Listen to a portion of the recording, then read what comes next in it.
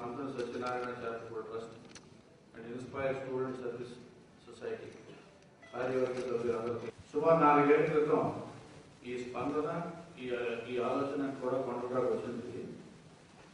ఇది ఒక పేషెంట్ ఒక మెంటల్ డిజార్డర్ తో సఫర్ అవుతూ అతనికి సర్జరీ చేయవలసి వచ్చింది. ఆ సర్జరీకి కావాల్సిన సొత్తు 4.5 లక్షల రూపాయలు.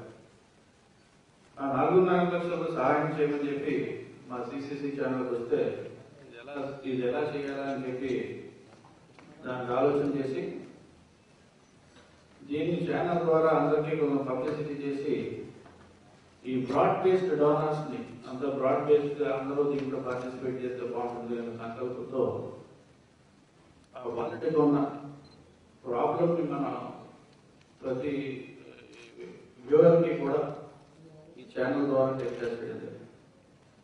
దాంతో వచ్చిన అనూహ్య స్పందన అతనికి కావాల్సిన 4.5 లక్షలు కాకుండా ఇంకో 1.5 లక్షలు ఎంతో కూడా మన చేతిలో మిగిలిన సర్ప్లస్ కావచ్చు.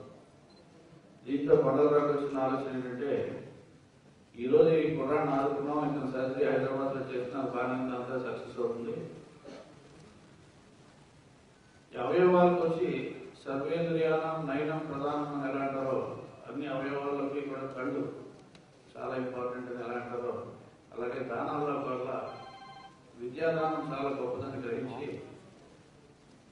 కొండలరావు ఏం చేశాడంటే నేను ట్రస్ట్ ఫామ్ చేస్తే బాగుంటుందని చెప్పి